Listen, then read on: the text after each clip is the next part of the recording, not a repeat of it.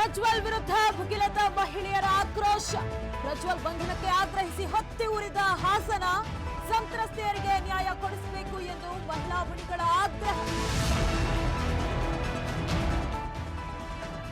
ವಾಲ್ಮೀಕಿ ಅಭಿವೃದ್ಧಿ ನಿಗಮದ ಅಧಿಕಾರಿ ಆತ್ಮಹತ್ಯೆ ಪ್ರಕರಣ. ಆತ್ಮಹತ್ಯೆ ಖಂಡಿಸಿ ಬಿಜೆಪಿ ಕಾರ್ಯಕರ್ತರಿಂದ ಪ್ರತಿಭಟನೆ. ಸಿಎಂ ನಿವಾಸಕ್ಕೆ ಬಿಜೆಪಿ ಕಾರ್ಯಕರ್ತರಿಂದ ಕನ್ಯಾಕುಮಾರಿಯಲ್ಲಿ ನಾಳೆ ನಮೋ ಧ್ಯಾನ. ಮೋದಿ ಧ್ಯಾನ ಮಾಡುವುದು ನೀತಿ ಸಂಹಿತೆ ಉಲ್ಲಂಘನೆ. ಪ್ರಧಾನಿ ಮೋದಿ ಧ್ಯಾನಕ್ಕೆ ಕಾಂಗ್ರೆಸ್ ಆಕ್ಷೇಪ.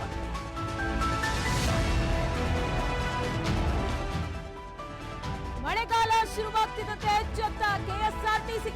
ಬಸ್ಗಳಲ್ಲಿ ಮಳೆ ನೀರು ಸೋರಿಕೆಯಾಗದಂತೆ ಕ್ರಮ. ಮಳೆ ನೀರು ಸೋರಿಕೆಯಾದರೆ ಅಧಿಕಾರಿ ಸಿಬ್ಬಂದಿಯೇ